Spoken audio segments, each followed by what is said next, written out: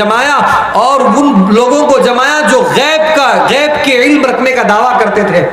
اگر ان شہروں میں بھی اگر کوئی ہو بابا وغیرہ کہ ہمیں غیب کا علم ہے, ہمیں فلاں ہے, ہم ایک منتر پڑھ کر کے پھونک ماریں گے اور سب ختم ہو جائے گا, یہ سب دھوکہ ہے, دھوکہ ہے, واضح دھوکہ. تم نماز مت پڑھو, روزہ مت رکھو, پردہ مت کرو, ایک بابا آیا اس کے پیر چاٹو اور پھر سب ختم ہو جائے گا, اور پھر سب کے سب بابا کے ساتھ جنت میں چلے جائیں گے. کیسے جائیں گے, کیسے جائیں گے بھائی؟ بابا خود جنت میں جائے گا تو تمہیں لے کر کے جائے گا نا. ناریل پر بھروسہ, لیمبو پر بھروسہ, انڈے پر بھروسہ, کالے دھاگے پر بھروسہ, کمکم پر بھروسہ. اگر کسی نے ایک لیمبو, راستے میں ایک آدمی ترکاری لیتا ہوا جا رہا تھا, اس کا کور پھٹا اور لیمبو تو سب سے نیچے رہتا ہے, وہ روڈ پر گرا اور دوسرا آدمی سڑک سے یہاں سے گاڑی لے کر کے جا رہا تھا, اس کا لیمبو چپکا دیا اس نے, اور تیسرا آدمی سوچا ہاں یہاں تو لیمبو لگا ہوا, اب تو یہاں ہم نہیں جائیں گے بھائی, یہ تو راستہ اب خراب ہے. ایک آدمی نکل رہا تھا, بلی راستہ کاٹ دیا, عورتوں نے کہا خدایا بلی نے راستہ کاٹ دیا, ہم اللہ کے لیے ہم نہیں جائیں گے. نماز چھوڑ دیں گے فجر کی, کوئی پوچھنے والا نہیں. ظہر نہیں پڑھیں گے, کوئی مصیبت نہیں آئے گی. روزے چھوڑ دیں گے, زکات چھوڑ دیں گے, بے حیا ہو جائیں گے, کوئی مصیبت نہیں آئے گی. اور صرف ایک لیمبو غلطی سے رستے پر پھوٹ گیا تو مصیبت آ گئی, پریشانی آ گئی. حضرت دانیال علیہ السلام نے جیل کو مرکز بنا دیا تھا, تو بخت نصر نے خواب میں یہ دیکھا. جب خواب ہی بھول گیا تو سب کو جمع کیا کہ بولو کہ کیا میں نے کیا خواب دیکھا, آپ لوگ بتاؤ کہ میں نے کیا خواب دیکھا. نجومیوں نے کہا ہمیں معلوم نہیں, خواب بتائیں گے تب نہ ہم تعبیر بتائیں گے, آپ خواب تو بتاؤ. بخت نصر نے کہا اچھا, اتنے دن سے مجھے دھوکہ دے رہے تھے, یہ بول کر کے دھوکہ دے رہے تھے کہ ہمیں غیب کا علم ہے. جب تمہیں غیب کا علم ہے تو میں نے رات میں جو خواب دیکھا تو بتاؤ سو. اب ان لوگوں کے پاس جواب نہیں تھا. بخت نصر نے کہا 3 دن کی مہلت دیتا ہوں, صرف 3 دن. 3 دن کے اندر میرا خواب بھی بولنا, میرے خواب کی تعبیر بھی آپ کو بولنا پڑے گا. اگر نہیں بولو گے تو تمہیں قتل کر دیں گے, تمہارے خاندان کو مٹا کر کے رکھ دیں گے. اور بخت نصر تو ظالم بادشاہ تھا. اس بات پر وہ لوگ اتنا ڈر گئے کہ جس کی کوئی حد نہیں, جس کی کوئی حد نہیں. دانیال علیہ السلام تک یہ بات پہنچی. حضرت دانیال علیہ السلام کو خبر ملی, اطلاع ملی کہ بخت نصر نے خواب دیکھا ہے اور خواب کی تعبیر معلوم کرنا چاہتا ہے. خواب بھی بھول گیا ہے, خواب بھی معلوم نہیں. دانیال علیہ السلام نے جیلر سے کہا جا کر بخت نصر سے کہو, جا کر بخت نصر سے کہنا کہ جیل میں ایک بندہ ہے, وہ تمہارا خواب بھی جانتا ہے, تمہارے خواب کی تعبیر بھی جانتا ہے. جیلر بخت نصر کی خدمت میں پہنچا اور جیلر نے کہا بادشاہ سلامت, ایک بندہ ہے جو آپ کے خواب کو بھی جانتا ہے, آپ کے خواب کی تعبیر کو بھی جانتا ہے. بخت نصر نے کہا اگر سچ ہے تو تیرے پیسے بڑھ کر تیرا عہدہ بڑھا دیا جائے گا, پیسے بڑھا دیے جائیں گے, مال بڑھا دیا جائے گا, تیرا مقام اونچا کر دیا جائے گا. اگر غلط نکلا تو تیری گردن مار دی جائے گی. اب ڈرتا ہوا پھر دانیال علیہ السلام کے پاس آیا. کیا حضرت سمجھ میں آ رہی ہے بات؟ آ رہی ہے نا؟ کیا عورتیں بھی سمجھ رہی ہیں نہیں ماشاءاللہ. اب دانیال علیہ السلام کے پاس پہنچا, اس نے کہا دیکھو اگر آپ کو معلوم نہیں ہے تو بتا دیں, اس لیے کہ مجھے ڈر ہو رہا ہے اور مجھے اس بات کا یقین بھی ہے کہ پورے کائنات میں اگر کسی کو معلوم ہے تو وہ آپ ہی کو معلوم. بخت نصر نے کہا کہ ان کی ہتھکڑیوں کو کاٹا جائے, ان کے بیڑیوں کو کاٹا جائے. وہ اللہ سے دعا کر رہے تھے, وہ اللہ سے مانگ رہے تھے. میرے دوستوں, اللہ سے مانگو, اللہ انہیں جیتائے گا جسے مسلمان مانگیں گے. اللہ سے مانگو, اللہ رزق کا انتظام فرمائیں گے. اللہ سے مانگو, اللہ تعالیٰ صحت دینے والے ہیں. اللہ سے مانگو, اللہ تعالیٰ کے پاس ہر بیماری کا علاج ہے. اللہ خود فرماتے ہیں وَإِذَا مَرِضْتُ فَهُوَ يَشْفِينِ وَإِذَا مَرِضْتُ فَهُوَ يَشْفِينِ. جب تم بیمار ہوتے ہو تو میں شفا دیتا ہوں, میرے سوا کوئی شفا دینے والا نہیں ہے, کوئی شفا دینے والا نہیں. ثم خلقنا النطفة علقة فخلقنا العلقة مضغة فخلقنا المضغة عظاما فكسونا العظام لحما ثم انشأناه خلقا آخر فتبارك الله احسن الخالقین. کون ہے وہ ذات جس نے نطفے سے گوشت کا لوتھڑا بنا دیا, پھر اس کے اندر اللہ تعالیٰ نے ہڈیوں کو پرویا, پھر اللہ تعالیٰ نے اسے ایک خوبصورت انسان بنا کر کے اللہ تعالیٰ نے اسے باہر نکالا, اور جس اعضا کو, جس چیز کو, جس شے کو, جس قطرے کو انسان دیکھ چھونا تو دور کی بات, دیکھنے سے بھی کراہت محسوس کرتا ہے, اس قطرے سے اللہ نے ایک ایسا جاندار بچہ پیدا کر دیا, ایک ایسی جان اللہ تعالیٰ نے بخشی. انسان اسے اٹھا رہا ہے, چوم رہا ہے, آنکھوں سے لگا رہا ہے, دل سے لگا رہا ہے, ماں اپنے سینے سے لگا رہی ہے. کون ہے پیدا کرنے والا؟ کون ہے کائنات کا نظام سنبھالنے والا؟ کون ہے روزی دینے والا؟ کون ہے انسانوں کو پیدا کرنے والا؟ سوچو میرے دوستوں. افحسبتم انما خلقناکم عبثا وانکم الینا لا ترجعون. ایسے ہی اللہ تعالیٰ نے تم کو بیکار پیدا کر دیا, یہ گمان کر رہے ہو اور ایسے ہی واپس لوٹ جاؤ گے؟ ہرگز نہیں. اللہ نے ہمیں اس لیے پیدا کیا ہے تاکہ ہم اللہ کی عبادت کریں. اللہ ہمیں کو عبدیت زیادہ پسند ہے. اللہ کے سامنے غلام بن کر رہنا اللہ کو زیادہ پسند ہے. اس لیے اللہ تعالیٰ نے جب معراج کا تذکرہ آیا, اللہ تعالیٰ نے یہ نہیں فرمایا کہ میں اللہ کے نبی جناب محمد رسول اللہ صلی اللہ علیہ وسلم کو معراج نہیں. اللہ تعالیٰ دوسری جگہ فرمایا وما ارسلناک الا رحمۃ للعالمین, کہیں اور فرمایا یا ایھا المزمل, کہیں فرمایا یاسین, کہیں فرمایا طٰہٰ, کہیں فرمایا مدثر, کہیں فرمایا مزمل, کہیں الگ الگ القاب سے یاد کیا. لیکن جب معراج کا موقع آیا تو اللہ کے نبی صلی اللہ علیہ وسلم کا تذکرہ اللہ تعالیٰ نے سورہ اسراء میں فرمایا تو فرمایا سبحان الذی اسری بعبدی لیلا من المسجد الحرام الى المسجد الاقصی. اللہ تعالیٰ نے یہاں عبد کا لفظ استعمال فرمایا, غلام کا لفظ استعمال فرمایا.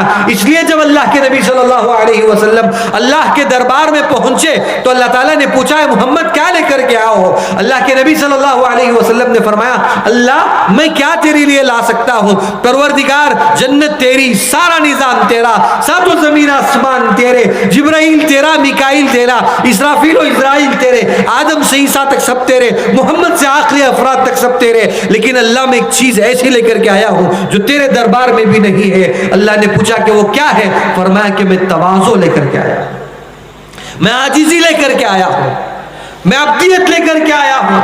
وہ اللہ کے دربار میں کہاں ہے عاجزی؟ اللہ تو عاجز نہیں ہے, اللہ کو عاجزی پسند ہے. اللہ کو منوا لو, اللہ کے ساتھ یہ چیلنج مت کرو کہ جو بھی ہو جائے دیکھا جائے گا, مجھے جیسی بھی پریشانی. عورتوں کے اندر یہ زیادہ مزاج رہتا ہے جو ہوگا دیکھیں گے, جیسے ہوگا دیکھیں گے. نہیں, عاجزی کرو. اپنے مسائل کا حل کرنا ہو تو سجدے میں گر جاؤ, اللہ سے لو لگاؤ, سجدوں میں آنسوں کو بہاؤ, اللہ کو راضی کر لو. اللہ ہمارے سوا, اللہ تیرے سوا ہمارا کوئی نہیں ہے پروردگار. اللہ تو ہمارے اوپر مہربانی فرما. اللہ ہمارے گناہ یا اللہ بہت ہے پروردگار. اللہ تو تیرے سے زیادہ رحم کرنے والا کوئی نہیں ہے. اللہ تو رحم فرما, اللہ تو کرم فرما. اللہ کو راضی کر لو. یہ زبان اللہ نے جب تک ہمارے زبان میں رکھی ہے, جب اللہ تعالیٰ نے ہمارے منہ میں زبان رکھی ہے اور دل میں کیفیات رکھے ہیں, جب انسان صدق دل سے مانگتا ہے, سجدہ ریز ہو جاتا ہے اللہ کے دربار میں, تو اللہ تعالیٰ کبھی اسے خالی ہاتھ نہیں بھیجتے, کبھی نہیں بھیجتے اللہ تعالیٰ اسے خالی ہاتھ. دانیال علیہ السلام بھی دعا کرنے لگے کہ اللہ میری قوم کو یہاں سے آزاد فرما, اے اللہ مجھے یہاں سے آزاد فرما. تو اللہ تعالیٰ نے بخت نصر کو خواب دکھایا, بھول گیا. دانیال علیہ السلام پہنچے, کہاں پہنچے؟ بخت نصر کے پاس پہنچے. جب دانیال علیہ السلام بخت نصر کے پاس پہنچے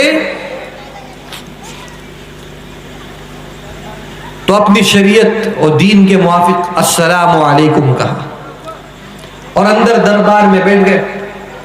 بخت نصر نے کہا کہ آپ کو میرا کام معلوم ہے؟ فرمایا کہ جی ہاں معلوم ہے. تو سب لوگوں کو کہا کہ سب یہاں سے نکل جاؤ. سب کو بھیج دیا, درباروں کو بھیج دیا, کام والوں کو بھیج دیا, سب کو بھیج دیا. وہ جیلر کو ایک رکھ لیا اور بادشاہ اور دانیال علیہ السلام کو ٹکا لیا. اور بخت نصر نے بہت اعزاز و اکرام کیا. بخت نصر نے پوچھا مجھے صرف اتنا بتاؤ کہ عام طور پر میرے دربار کا میرے دربار میں آنے کا قانون یہ ہے، طریقہ یہ ہے، نہیں میرے دربار کا قانون یہ ہے اور طریقہ یہ ہے کہ جب میرے دربار میں کوئی آتا ہے تو سب سے پہلے سجدہ کرتا ہے، اور تم نے سجدہ نہیں کیا، تم نے اپنے مذہب کے موافق مجھے سلام کر کر کے اندر آئے، تم نے مجھے سجدہ نہیں کیا۔ دانیال علیہ السلام نے اپنی حکمت کو استعمال کیا، وہ نہیں فرمایا کہ میں پیغمبر ہوں۔ اگر یہ فرما دیتے تو ہو سکتا تھا کہ بخت نصر یہ کہتا کہ پیغمبر ہیں، اب مجھے دین کی دعوت دینے کے لیے آئے ہیں، گمراہ کرنے کے لیے آئے ہیں، اب میں نہیں چھوڑنے والا، اور دانیال علیہ السلام کو قتل کر دیتا۔ دانیال علیہ السلام نے عقل سے کام لیا۔ دانیال علیہ السلام نے فرمایا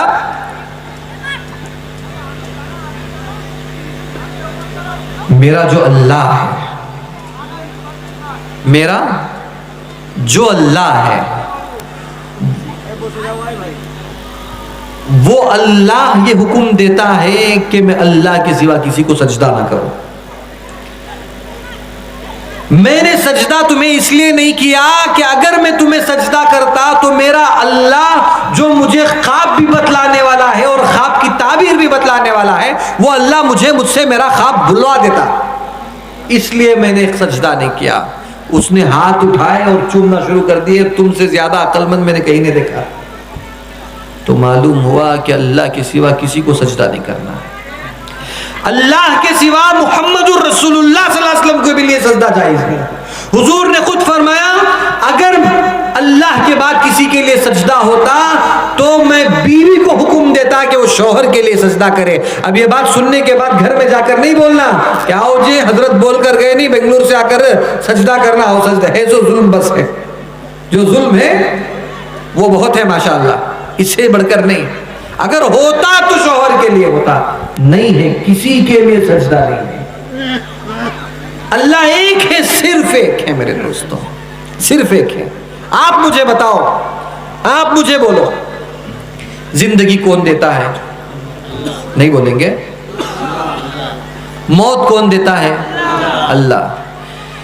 جس عورت کے رحم میں بچہ رہتا ہے اللہ تعالیٰ اس کا نظام کون بناتا ہے؟ سارا نظام، ہڈیاں چل رہی ہیں، گوشت بن رہا ہے، آنکھ بن رہے ہیں، ناک بن رہی ہے، بال سر پر آ رہے ہیں، جی شرمگاہ بن، سارا نظام تیار ہو رہا ہے، کون کر رہا ہے؟ اللہ کر رہا ہے، اور صحیح سلامت اسے واپس نکال رہا ہے، اور جس جگہ سے غذا پہنچانا وہاں اللہ نے اسے بند کر دیا ہے، اور ناف سے غذا پہنچ رہی ہے۔ کون یہ نظام بنا رہا ہے؟ اللہ۔ بولو بھائی، اللہ بنا رہے ہیں۔ جبرائیل علیہ السلام آسمان سے زمین پر اتر رہے ہیں، زمین سے آسمان پر جا رہے ہیں، کوئی تو ہے جو جبرائیل کو بھیج رہا ہے، کون ہے؟ اللہ ہے۔ حضرت آدم علیہ السلام نے آسمان سے اللہ تعالیٰ زمین پر بھیج دیا، اور اللہ تعالیٰ نے پھر انسانوں کا ایک سلسلہ جاری فرما دیا۔ کون ہے جس نے آدم کو پیدا کیا؟ وہ اللہ تعالیٰ ہے، وہ اللہ ہے جس نے آدم کو پیدا کیا۔ آدم سے لے کر عیسیٰ تک اللہ نے پیدا کیا، محمد رسول اللہ صلی اللہ علیہ وسلم سے لے کر قیامت تک آنے والے آخری افراد تک کے لیے اللہ نے پیدا کیا۔ اور ہم لوگ یہ کہیں کہ اللہ تو ہے، لیکن اس کے ساتھ چھوٹے چھوٹے دوسرے خدا بھی ہیں، وہ پیر بابا بھی ہیں، وہ جنگلی بابا بھی ہیں، درگاہ بھی ہیں، وہ فلاں بھی ہیں، وہ مزار شریف بھی ہیں، وہاں بھی جا کر سجدہ کریں گے، ان سے بھی مدد مانگیں گے۔ ایسی مدد نہیں ہو سکتی، اللہ کے سوا کوئی مدد نہیں کرتا، نہیں کرتا میرے دوستوں، نہیں کرتا۔ آپ کو برا لگ رہا ہے، میں ایسا بول رہا ہوں، آپ کو برا لگ رہا ہے تو کوئی بات نہیں، بہت سے بہت کیا ہوگا، شہید ہو جائیں گے، مار دیں گے آپ حضرات، اس سے بھی بڑھ کر کیا بھی نہیں ہو سکتا۔ ہر پیغمبر آئے اور اپنے مشن میں کامیاب رہے، ہر پیغمبر آئے، ہر پیغمبر نے یہی کہا کہ اللہ ایک ہے، اللہ کو ایک مانو، اللہ کے سوا کوئی معبود نہیں، اللہ کے سوا کوئی عبادت کے لائق نہیں۔ آمنت باللہ و ملائکتہ، میں ایمان لایا اللہ پر، اس کے فرشتوں پر، و کتبی، اس کی کتابوں پر، و رسلی، اس کے رسولوں پر، والیوم الآخر، آخرت کے دن پر، والقدر خیرہ و شرہ من اللہ تعالی، خیر اور شر اللہ تعالیٰ کی طرف سے ہوتا ہے، والبعث بعد الموت، اور موت کے بعد اٹھائے جانے پر، ان سب چیزوں پر میں اللہ پر ایمان لاتا ہوں۔ پھر سر میں درد آیا تو بابا کیوں یاد آتے ہیں؟ جب ہمارے گھر میں پیسے نہیں ہیں تو فلاں خواجہ کیوں یاد آتے ہیں؟ کیا اللہ نہیں ہے؟ کیا اللہ نہیں ہے؟ سب مریں گے، اللہ نہیں مرے گا، سب مریں گے، اللہ نہیں مرے گا، سب کو دینے والا اللہ ہے، یہاں تک کہ بابا کو، دادا کو، یہاں تک کہ محمد رسول اللہ صلی اللہ علیہ وسلم کو عطا کرنے والا ایک ہے، وہ ہے اللہ۔ اللہ کے سوا کوئی نہیں ہے۔ نبی صلی اللہ علیہ وسلم نے اتنی مشقت کیوں برداشت کی؟ بھوکے رہتے تھے حضور صلی اللہ علیہ وسلم۔ اللہ کے نبی صلی اللہ علیہ وسلم ایک وقت کا کھاتے تو دوسرے وقت کا کھانا نہیں ہوتا تھا، ایک ہی کھجور پر 10 صحابہ اتفاق کر لیتے تھے، کہیں جا رہے ہیں زیادہ راہ اتنا کم رہتا تھا کہ سب مل کر کے ایک لقمہ بانٹ کر کے کھا لیتے تھے۔ اگر اللہ چاہتے تو آسمانوں سے دسترخوان، اللہ کے نبی چاہتے تو اللہ کو بولتے کہ اللہ آسمان سے دسترخوان بھیج، تو اللہ آسمان سے دسترخوان بھیج دیتا، بھیج دیتا اللہ تعالیٰ۔ لیکن اللہ کے نبی صلی اللہ علیہ وسلم نے امت کے بارے میں خیال کیا، اگر میں ایسا کروں تو میری امت کیا سوچے گی؟ میری امت یہ سوچے گی اللہ کے نبی صلی اللہ علیہ وسلم تو میوہ دسترخوان جنت سے منگوا لے کر دیتے ہو، ہمارے پاس تو کچھ نہیں ہے۔ بلکہ حضور صلی اللہ علیہ وسلم کا صدقہ ہے کہ ہم لوگ ناٹی مرغ کھا رہے ہیں، مچھلیاں کھا رہے ہیں، اچھے چاول کھا رہے ہیں، کھانا کھا رہے ہیں، روٹیاں کھا رہے ہیں، بہترین بہترین مجزم غذائیں کھا رہے ہیں، بادام اور اخروٹ اور پستے کھا رہے ہیں۔ کھاتے کہ نہیں کھاتے؟ یہ سب اللہ کا احسان ہے کہ نہیں ہے؟ یہ رسول اللہ صلی اللہ علیہ وسلم، نبی اکرم صلی اللہ علیہ وسلم کی قربانیاں اور دعاؤں کا صدقہ ہے کہ اللہ تعالیٰ ہمیں نواز رہے ہیں۔ تو ہم کس سے مانگے؟ اللہ تعالیٰ سے مانگے، اللہ کے سوا کسی سے نہیں مانگے۔ من لم یصل اللہ یغضب علیہ، اللہ کے رسول صلی اللہ علیہ وسلم فرماتے ہیں جو اللہ سے نہ مانگے وہ اللہ اس سے ناراض ہو جاتا ہے۔ اللہ کی ناراضگی لینا چاہتے ہو تو اللہ سے مت مانگو، اگر اللہ کو خوش کرنا چاہتے ہو تو اللہ سے مانگ لو۔ کوئی بیٹا، آپ مجھے بتائیں، کوئی بیٹا ایسا ہے کہ باپ کا انتقال ہو گیا ہو اور وہ بیٹا کہے نہیں نہیں میرے ابا انتقال کر گئے، میں بھی ان کے ساتھ خبر میں چلا جاؤں گا؟ کوئی جاتا نہیں، کوئی نہیں جاتا، اور جانا بھی نہیں چاہیے، جائے گا بھی نہیں۔ وہاں جب دفنا کر آتے ہیں اس کے بعد پورا نظام چلاتا کون ہے؟ اللہ چلاتا ہے۔ جب ہمیں معلوم ہے کہ ماں کے پیٹ کے اندر اللہ نظام چلا رہے تھے اور قبر کے پیٹ کے اندر اللہ نظام چلا رہے ہیں، پھر اس 7 فیٹ کے اوپر کی زمین پر ہم کیوں ٹانگ ہڑاتے پھرتے رہتے ہیں؟ ہم کیوں اپنی منمانی کرتے ہیں؟ ہمیں اللہ پر بھروسہ کرنا چاہیے، اللہ سے مانگنا چاہیے، اللہ کو راضی کرنا چاہیے، کریں گے انشاءاللہ۔ حضرت دانیال علیہ السلام سے گزارش کی، دانیال علیہ السلام تشریف لے گئے اور دربار و عمرہ کو سب کو بھیج دیا۔ بخت نصر نے کہا کہ سجدہ کیوں نہیں کیا؟ اس نے کہا کہ میں حکمتاً، اس نے دانیال علیہ السلام نے کہا میں نے سجدہ اس لیے نہیں کیا کہ اللہ تعالیٰ جو مجھے علم دینے والے ہیں اللہ ناراض ہو جائیں گے، اس لیے میں نے سجدہ نہیں کیا۔ میرے دوستوں، عقل کا تعلق اللہ سے ہے، عقل اللہ سے قوی تعلق کا نام ہے، قوی تعلق کا نام ہے۔ جس کی عقل اچھی ہو مطلب اس کا تعلق اللہ تعالیٰ سے مضبوط ہے۔ جس عقل کو ہم عقل سمجھتے ہیں اس عقل سے دھوکے بازی بھی کرتے ہیں، سود بھی لیتے ہیں، لوگوں کو ڈباتے پھرتے ہیں، لوگوں کی چوری کرتے ہیں، ڈکیت ڈالتے ہیں۔ ایسی عقل کو عقل نہیں کہتے، ایسی عقل کو عیاری اور مکاری کہتے ہیں۔ اس عقل کو عقل نہیں کہتے۔ کسی کو ڈبائے اور آ کر کے کہنے آؤ میں نے تو آج بہت عقل سے کام لیا، میں نے تو فلاں آدمی کو ڈبو دیا، اس عقل کو عقل نہیں کہتے، اس عقل کو مکاری اور عیاری کہتے ہیں۔ بخت نصر نے کہا کہ ٹھیک ہے، مجھے بتاؤ کہ میرا کیا خواب ہے اور جلدی بتاؤ۔ دانیال علیہ السلام نے کہا کہ زمین اور آسمان کے درمیان، زمین سے لے کر آسمان تک ایک بت تھا، ایک بڑا بت، اس کا ایک مونڈھا مشرق میں اور ایک مونڈھا مغرب میں تھا۔ وہ بڑا بت تھا، اس کا چہرہ سونے کا تھا، اس کا سینہ چاندی کا تھا، اس کا پیٹ پیتل کا تھا، اس کی رانیں تانبے کی تھی، اس کی پنڈلیاں لوہے کی تھی، اس کے قدم مٹی کے تھے۔ کون بتا رہے ہیں خواب؟ دانیال علیہ السلام۔ خواب دیکھا کس نے تھا؟ ظالم بادشاہ بخت نصر نے دیکھا تھا،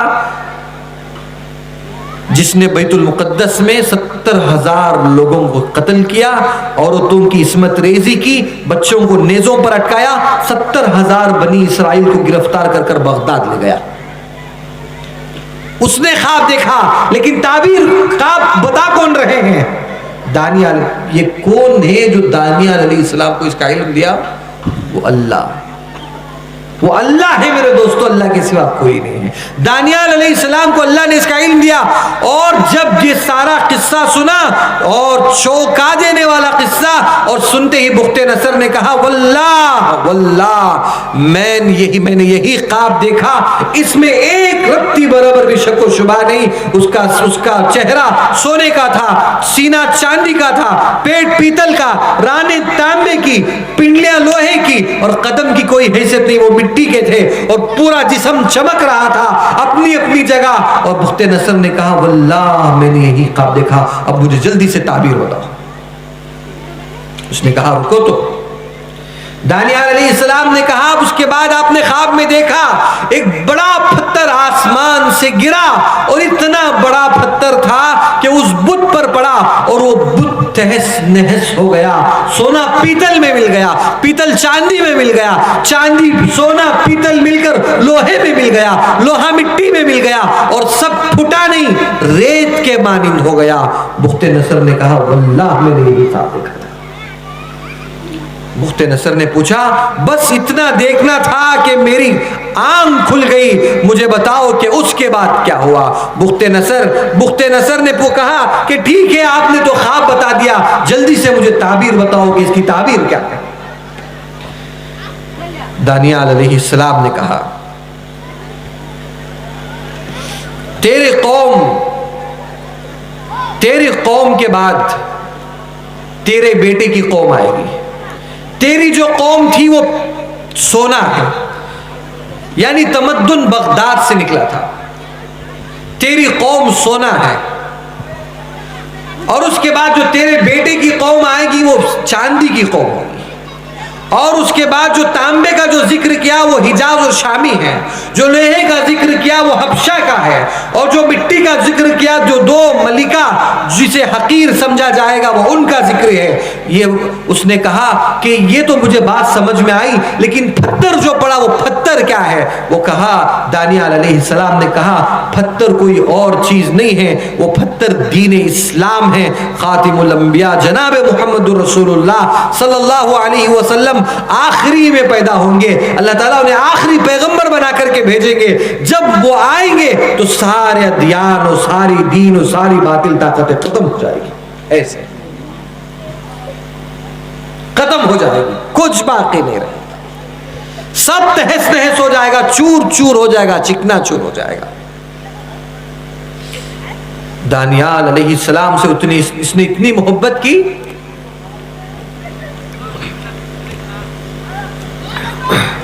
دانیال علیہ السلام سے اتنی محبت کی، ہاں بالکل تو نے ہو بہو خواب بتایا۔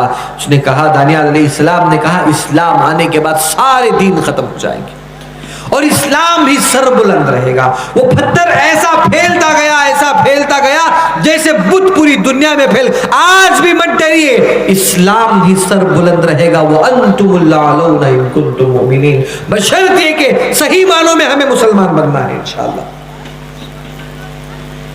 صحیح معنوں میں اسلام کو قبول کرنا ہے، صحیح معنوں میں مسلمان بننا ہے۔ اگر آج بھی ہم لوگ صحیح معنوں میں مسلمان بن گئے، ثم انشاءاللہ پھر وہ ہمیں سر اٹھا کر کے جیئیں گے انشاءاللہ.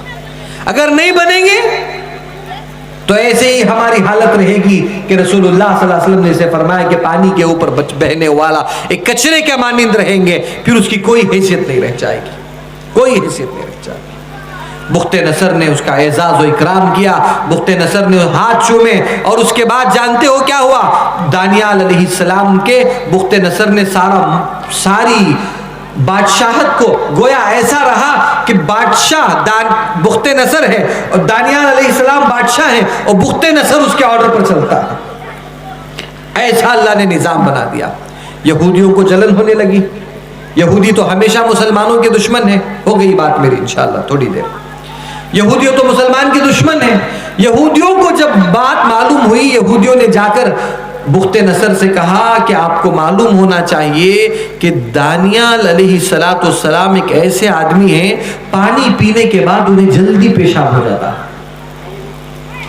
یہ کیا بات ہے؟ لیکن یہ بات ان کے لیے پریشان کر دینے والی بات تھی.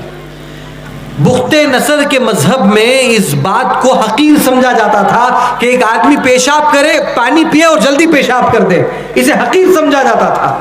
بخت نصر نے سب کو دعوت دی، سب کو دعوت دی، دانیال علیہ السلام کو بھی دعوت دی اور دسترخوان بچھایا دانیال علیہ السلام کے لیے، سب کے لیے. اور ایک بخت نصر کے جو خاص آدمی تھا اسے بلا کر بخت نصر نے کہا دیکھو میری بات غور سے سنو، پانی پینے کے بعد، دعوت کھانے کے بعد جو آدمی سب سے پہلے استنجا کو جائے اسے ختم کر دینا. اگر وہ یہ کہے کہ میں بخت نصر ہوں تب بھی مت چھوڑنا، ختم کر دینا. اس نے کہا کہ ٹھیک ہے بادشاہ سلامت، میں ایسے ہی کروں گا. یہ بول کر کے نیزہ پکڑا، باہر کھڑا ہوا تھا، یہاں تک کہ دیکھا کہ بخت نصر ہی کو پیشاب آ گیا. بخت نصر ہی کو پیشاب آ گیا. اور جب بخت نصر باہر نکلا اس نے کہا کہ مارو مت، میں بخت نصر ہوں. تو اس نے کہا بخت نصر نے مجھے کہا تھا اگر بخت نصر ہے تب بھی مت چھوڑنا، اور دے دیا، مار دیا اور ختم کر دیا بخت نصر کو. تو کون سر بلند ہوا؟ مسلمان سر بلند ہوا. ظالم کا کیا ہوا؟ خاتمہ ہو گیا. سمجھ میں آئی بات؟ اشارہ سمجھ رہے ہیں آپ حضرات؟ ظالم ٹوٹے گا انہی کے ہاتھوں سے جائے گا انشاءاللہ. انشاءاللہ نہیں بولتے ہیں؟ انشاءاللہ ظالم جائے گا. اور ظلم اللہ کو ناپسندیدہ عمل ہے. جب ظلم اپنی انتہا کو پہنچے گا پھر اللہ تعالیٰ اپنی حکمت اپنانا شروع کر دیں گے. ظلم اللہ تعالیٰ ختم فرما دیں گے، کوئی ظالم باقی نہیں رہے گا. اللہ تعالیٰ سب کو ختم فرمائیں گے. اللہ سے دعا ہے کہ اللہ تعالیٰ ہمارے اس علاقے میں، اللہ تعالیٰ کولکتہ کے اندر امن کے فیصلے فرمائے، عافیت کے فیصلے فرمائے، راحت و سلامتی کے فیصلے فرمائے. جن احباب نے اتنی دیر تک بیٹھ کر مجھے برداشت کیا، سنا، آپ حضرات کو سمجھ میں آیا نہیں آیا یہ نہیں جانتا، بس پوچھنا یہ چاہتا ہوں کیا اتنی دیر میں نے جو باتیں کہی آپ کے سمجھ میں آیا؟ الحمدللہ. جی اللہ کا لاکھ لاکھ شکر ہے. اللہ سے دعا ہے اللہ عمل کی توفیق عطا فرمائے. اور ایک عورتوں کا بھی ایک بڑا مجمع یہاں پر موجود ہے. میں میری ماں اور بہنوں کا بھی دل کی گہرائیوں سے شکر ادا کرتا ہوں کہ اتنی دیر رات گئے آپ بیٹھی ہوئی تھی. آپ بھی اپنی زندگیوں کو بدلنے کا فیصلہ کریں، آج ہی سے بدلیں انشاءاللہ. آج سے آپ یہ عزم کریں کہ ہم باہر نکلیں گے تو برقعے کے ساتھ نکلیں گے، ہم باہر نکلیں گے تو پردے کے ساتھ نکلیں گے. دیکھو بھی ماشاءاللہ ہمارے یہاں بزرگ احباب بیٹھے ہیں، میرے سامنے کچھ احباب بیٹھے ہیں، سب کے چہروں پر داڑیاں ہیں ماشاءاللہ، تقریباً سب کے چہروں پر داڑیاں ہیں. سبوں نے داڑیاں رکھی ہیں، سب ٹوپی پہن رہے ہیں ماشاءاللہ، سب اچھی بات کر رہے ہیں، اعزاز فرمایا، اچھا اکرام کیا، اچھی محبت والے لوگ ہیں آپ ماشاءاللہ. یقیناً آپ محبت والے لوگ ہیں. میں آپ سے گزارش کرتا ہوں کہ اللہ سے جب محبت کر لو گے تو اللہ تعالیٰ ہمارا مقام و مرتبہ بڑھا دیں گے انشاءاللہ. عورتیں آپ بھی بدلیں اپنے آپ کو. ہم مرد حضرات بھی اپنے آپ کو بدلیں. میں بھی بدلوں اس تقریر کی بنیاد پر. میں نے اس نیت سے تقریر نہیں کی کہ آپ بدل جائیں, میں نے اس نیت سے کی اللہ مجھے اس کا ثواب ملے. سفر بھی میں نے اسی نیت سے کی, اللہ تو مجھے اس کا ثواب عطا فرما, اللہ میرے سے تو دور دین کا کام دور و دیر تک لیتے رہے. پروردگار یہ خوش قسمتی ہے میری کہ اللہ تو نے مجھے قبول کیا, ورنہ تو کہاں کے کتنے ایسے لوگ ہیں جن کے پاس علم کا خزانے پڑے ہوئے ہیں اور وہ محفوظ اپنے کمروں میں بند پڑے ہیں. اللہ جس سے چاہتے ہیں انہی سے اپنی دین کی خدمت لیتے ہیں, اللہ جس سے چاہتے ہیں انہی کو یہاں بلاتے ہیں, ورنہ تو کئی لوگ تمہارے اپنے گاؤں کے بازو پڑوس میں کھیل دیکھتے ہوئے مشغول رہے ہوں گے. اللہ نے دین کی بات سننے کے لیے اللہ جسے چاہتے ہیں اسی کو بلاتے ہیں. اللہ کا نام اسی کے زبان سے اللہ نکالتے ہیں جس سے اللہ محبت کرتے ہیں. میرے عزیز ماؤں, میری بہنوں, آپ نے جو وقت اتنے دیر تک نکالا, یہ اپنی زندگی کو بدلانے کے لیے, یہ اپنے آپ کو بدلانے کے لیے ہے. آپ کو چاہیے کہ اپنے آپ نے اپنے رحم میں, اپنے گودوں میں حفاظ کو کھلائیں, علماء کو کھلائیں, تو آپ کو بدلنا پڑے گا. سب سے پہلے آپ کو بدلنا پڑے گا, آپ کے اندر انقلاب آنا پڑے گا. سب سے پہلے نمازوں کی پابندی کریں گے, انشاءاللہ کریں گے انشاءاللہ. 5 وقت کی نماز پابندی کے ساتھ پڑھیں گے. اب جو میں بول رہا ہوں یہ سے غور سے سنیں. 5 وقت کی نماز کیا کریں گے؟ بولتے نہیں بولتے. 5 وقت کی نماز. کتنے وقت کی؟ 50 وقت دیے تھے اللہ تعالیٰ کو, اللہ کے نبی صلی اللہ علیہ وسلم, اللہ تعالیٰ نے اللہ کے نبی صلی اللہ علیہ وسلم کو جب 50 لے کر کے حضور جا رہے تھے, اللہ نے فرمایا لا تبدیل لکلمات اللہ, 50 ہی ہے, 5 تیری امت پڑھے گی, میں 50 کا ثواب دوں گا. پڑھیں گے 5 پڑھیں گے, اللہ 50 دیں گے انشاءاللہ, اللہ ضرور دیں گے. اور اس کے بعد اپنے بچوں کو اچھی تعلیم دیں انشاءاللہ, دین سکھائیں, خود بھی دین سیکھیں. اسے اس جلسے کو صرف ایگزیبیشن کی طرح مت رکھیں. اگر انشاءاللہ آئندہ بار بھی بلائیں گے کہ نہیں بلائیں گے؟ جی جب بلائیں گے تو ایسا رہے کہ اسے ایگزیبیشن کی طرح نہ بنائیں, اسے دین کا ماحول دیں سلیقے کے ساتھ, پورے ایک جٹ ہو کر کے. وہ کب ہو سکتا ہے؟ جب بچوں کے اندر دین سکھائیں. یہاں جو مسجد ہے اس مسجد کو مکتب کے ذریعے آباد کریں, آباد کریں میرے دوستوں. اگر مکتب مدرسہ ختم ہو جائے, دشمن بھی یہی چاہتا ہے کہ ان کے بچوں سے دین ختم ہو جائے اور ان کے جنازے پڑھانے والا کوئی نہ ہو, ان کے بچوں سے دین ختم ہو جائے اور ان کے نکاح پڑھانے والا کوئی نہ ہو, یہ حرام کاری اور بدکاری میں اپنی زندگی گزارتے رہے. دشمن بھی یہی چاہتا ہے. جو ماں باپ اپنے بچوں کو دین نہیں دیتے وہ دشمن کا تعاون کر رہے ہیں.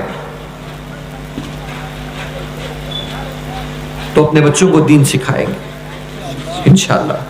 اور آخری بات یہ ہے کہ اللہ کے سوا کسی سے مدد نہیں مانگیں گے. اللہ نے سورہ فاتحہ میں نماز میں سب سے پہلے کیا پڑھتے ہیں؟ اعوذ باللہ بسم اللہ پڑھ کر ثنا کے بعد الحمدللہ رب العالمین. اسی سورۃ الفاتحہ میں اللہ فرماتے ہیں ایاک نعبد و ایاک نستعین. ہم کہتے ہیں بندے اللہ ہم تیری ہی عبادت کرتے ہیں اور تجھ ہی سے مدد مانگتے ہیں. عبادت بھی اللہ کی, مدد بھی اللہ سے, اللہ کے سوا کوئی نہیں ہے. عورتیں اپنے ذہنوں میں اسے بٹھائیں اللہ کے سوا کوئی نہیں. اپنے بچوں کو بھی یہ تربیت کریں اور کہیں کہ میرے بچوں اللہ نے سب کرنا ہے, اللہ کو سب کرنا ہے میرے بچوں, اللہ کے سوا کوئی نہیں ہے, اللہ کے سوا کوئی نہیں, اللہ کے سوا کوئی نہیں, سب اللہ کو کرنا ہے. اور رسول اللہ صلی اللہ علیہ وسلم کی سنت کو اپنی زندگیوں میں لائیں, اپنی زندگی میں لائیں, اسے عمل کریں. نبی صلی اللہ علیہ وسلم دسترخوان بچھا کر کے کھاتے تھے, دسترخوان بچھا کر کے آئے. حضور صلی اللہ علیہ وسلم ٹوپی پہن کر کے مسجد جاتے تھے, ٹوپی پہن کر مسجد آئے. بیت الخلاء بھی حضور سر ڈھانک کر کے جاتے, جوتا چپل پہن کر کے جاتے, سر ڈھانک کر کے جائے, جوتا چپل پہن کر کے جائے. کھانے سے پہلے حضور ہاتھ دھوتے تھے, ہاتھ دھوئے.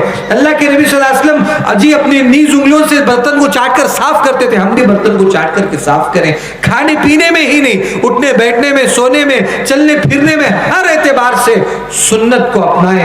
پڑوسیوں کے حقوق کا خیال رکھیں, پڑوسیوں کا خیال رکھیں, ماں باپ کا خیال رکھیں. بچے گاؤں چھوڑ کر کے چلے جاتے ہیں, نوجوان رہتے ہیں, ماں باپ بوڑھے ہو گئے, ماں باپ یہیں بلکتے ہوئے سسکتے ہوئے پڑے رہتے ہیں اور پوچھتے ہیں آ کر کے مسئلہ حضرت جائز ہے نہیں چلے جانا, بیوی کو بلا لے کر چلے جانا؟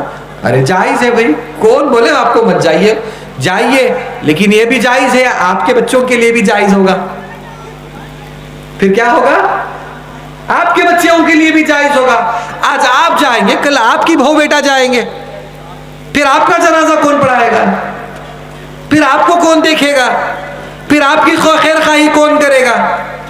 شادی ہو گئی، دلہن نے کہا کہ میں امی کے ساتھ مجھے نہیں رہنے ہو رہا ہے، مجھے سیٹنگ نہیں ہو رہی ہے ساس کے ساتھ، پھر کیا کرے؟ یہ کون سا علاقہ ہے؟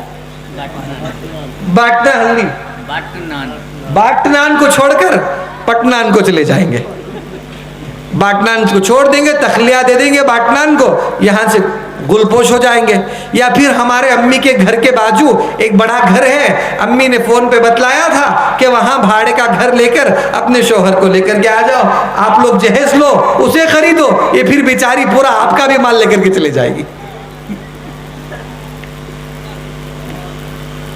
ایسا مت کرو، ماں باپ کے ساتھ رحم کرو، حسن سلوک کرو، ان کے ساتھ رہا کرو بھائی، ان کی خیر خواہی کرو، ان کی خدمت کیا کرو۔ اللہ مجھے بھی توفیق عطا فرمائے کہ میں میرے والدین کے ساتھ رہوں، اللہ آپ کو بھی توفیق عطا فرمائے آپ اپنے والدین کے ساتھ رہیں۔ کب تک ایسی غلامی کی زندگی گزارتے رہیں گے؟ اس کا مطلب یہ نہیں ہے کہ بیوی کا حق ادا نہ کرے، بیوی کا حق ادا کرے، والدین کا بھی حق سب سے پہلے ادا کریں، پھر بیوی بچوں کا بھی ادا کریں، سب کے حقوق کو ادا کریں، حقوق کا مطالبہ مت کریں، حقوق کو ادا کرنا شروع کریں۔